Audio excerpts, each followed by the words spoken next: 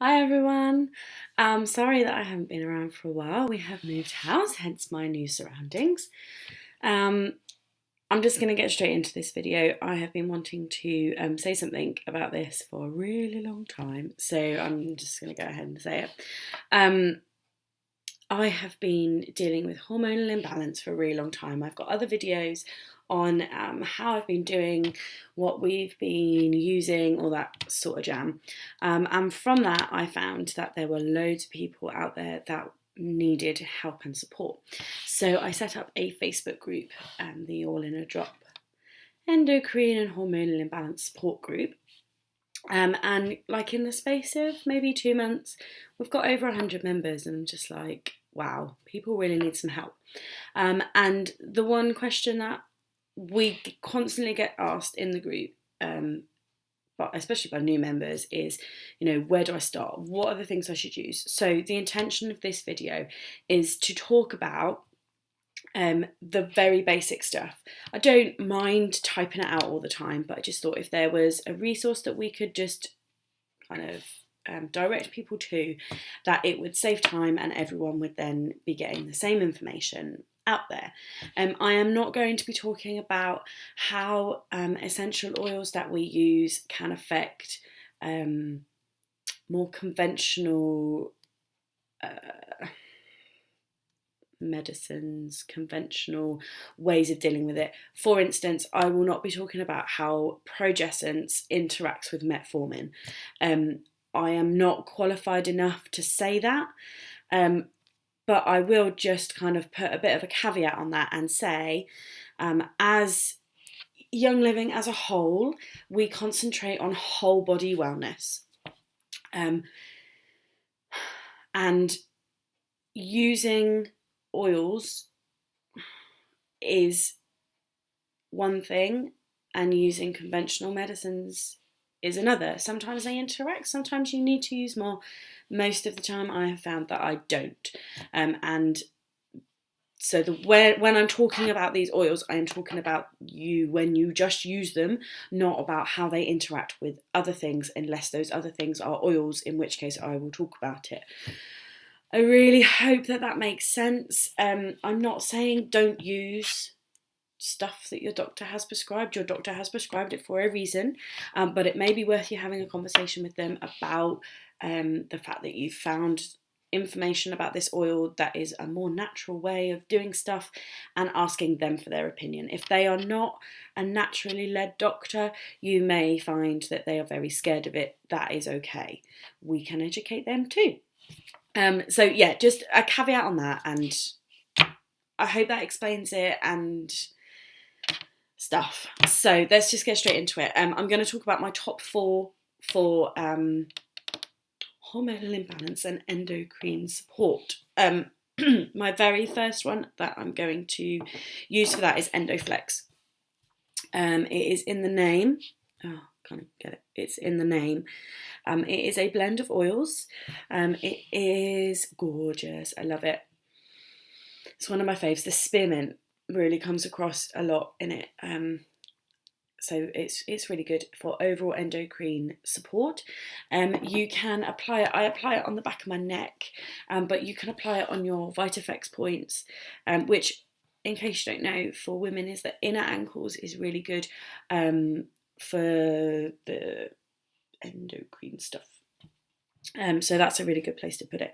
And I'm just gonna pull up the app, which again, if you don't have, is just fab. Excuse my cracked screen.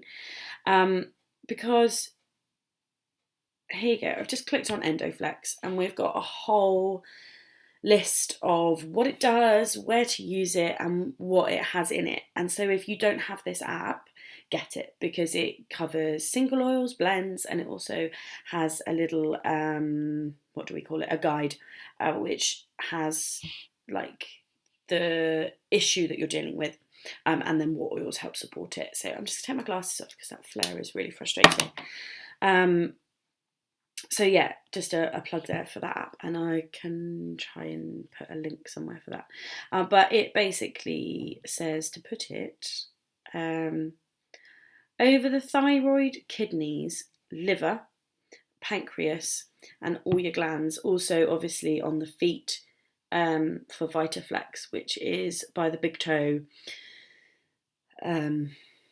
and the Endo ones, which I've said are around the ankles. So EndoFlex is my top. I use this twice a day. This goes here once a day and inner ankles once a day. Just a couple of drops, you don't need loads.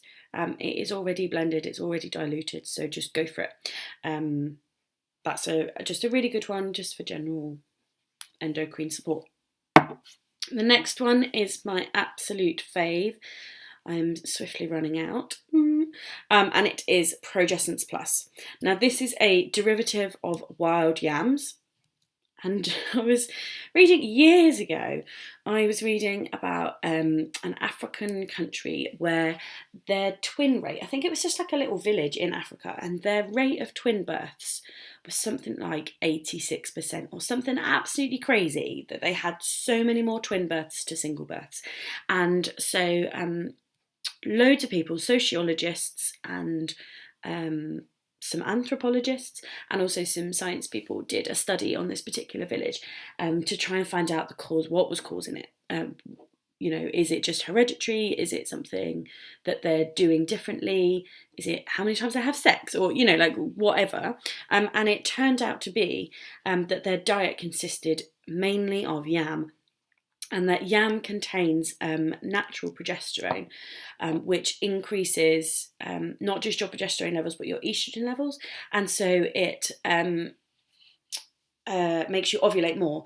And so they weren't having a high rate of identical twin pregnancies.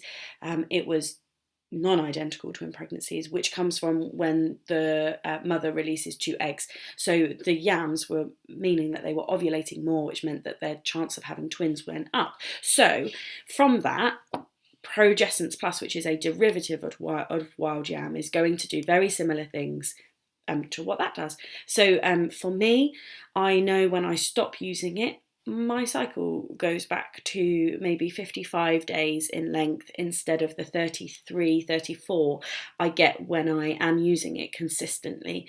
I'm aware I'm not on a 28-day cycle. I've never been on a 28-day cycle with my hormonal imbalance. That's never really going to happen. But I'm very happy just to be regular and to be 33, 34 days. I'm fairly confident in that one. What you may see is I have added a roller top onto the top. What I used to do was just drop 2 drops onto my forearm, and I just thought, oh, this is just a bit, when it comes out, it's a bit thicker than other oils, so it used to take a little while to get it out, and it could get messy and some could get lost, and so I added a roller top, and I literally swipe and then swipe and rub it in. And that's all I do, twice a day, forearm. Sometimes this forearm, it's not like other progesterone patches and things, which they say put on this one, and then you have to do this one, and then you have to do your thighs and all different sorts of places because it can't keep going in the same place. This isn't like that. I just mix it up because I feel like it, not because I've got any other issues with it. So I would say top 2, if you can only get 2 to begin with, then these 2 are the ones you need. They're the base for dealing with anything hormonal imbalance related and endocrine support related. So the 2 sometimes go hand in hand, sometimes don't. Obviously, there's other symptoms of things, and basically what we're doing, sorry, this bit of hair is really annoying me. What we're doing is trying to control the symptoms of what we've got, as opposed to dealing saying that we can heal the actual issue. There are medical kind of articles out there that show the stuff like that. So if you want to dig around a bit more, feel free to. I am not going to be talking about that today. So what happens when I use Progesterone Plus is my cycles become a lot more regular. I don't get as much Mittelschmerz, which is when you ovulate, kind of, obviously halfway through your cycle. I get a lot of crampy period-like pain. on just the side that I'm ovulating from, so I can tell you which side I've ovulated from. I still get that, but the associated cramps and narkiness, is that even a word, goes away when I use this. Another one that is really good for just crankiness and that sort of stuff at that time of the month is Dragon Time, and I haven't got that in my top 4, but just putting it out there that is another really good one to have on, particularly if you're prone to mood swings. I have to say, since starting using oils and my protocol and stuff, my mood swings have got a lot less. I think my husband would agree that they are less, but they are still there. But yeah, so that's another one. Progesterone Plus and EndoFlex, the top 2. I've then also got Clary Sage. And Schlar Essence. These two don't necessarily go hand in hand. They are exactly the same purple bottle. Lavender, incidentally, is also exactly the same purple, so don't get confused. And although it doesn't really matter, although I am just going to pull up the stuff that the app tells us about these two. Obviously, Clary Sage is not a blend. Clary Sage comes from a plant. Here we go. It's in the mint family. And historical uses. No, we don't used to do that. But it's really interesting to read when you read the historical uses and how other people use them and all that sort of stuff. I use mine. I have cold hands and fingers. It's called Raynaud's. And mine isn't related to bad circulation.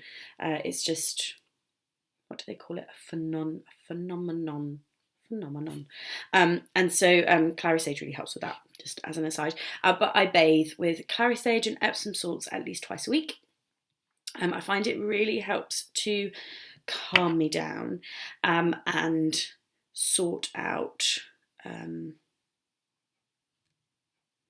my mood swings, and I find it just like rebalances my moods.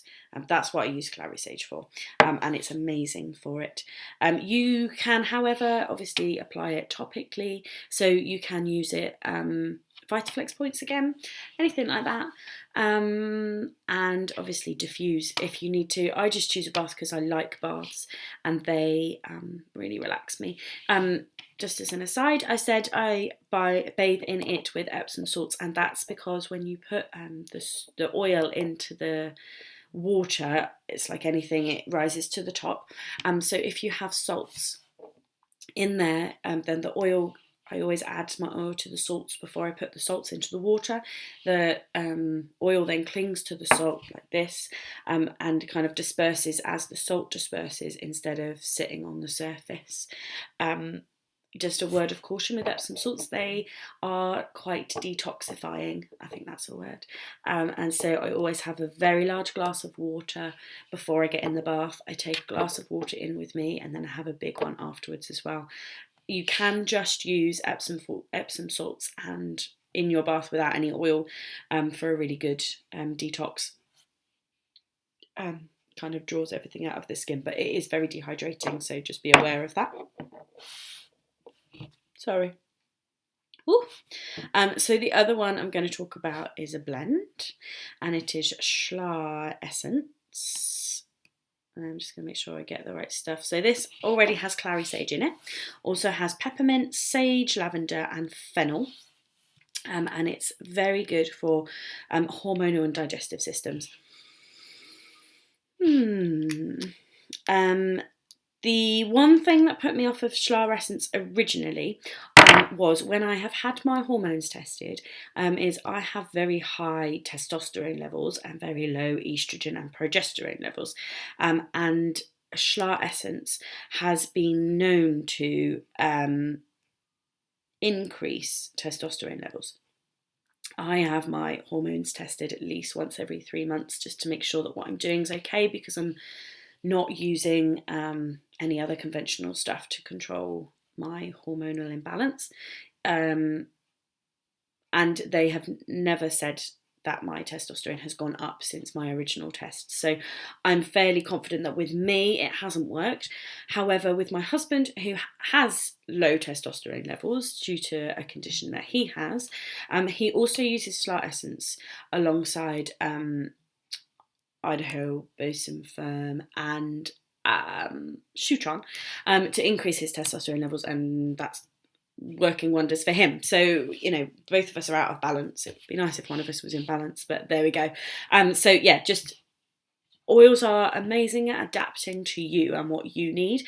And so I'm fairly kind of sure, you know, they say you can never like overdose on oils because your body takes what it needs and then gets rid of the rest. A bit like food and water, it takes what it needs and you expel the rest. Oils work in exactly the same way.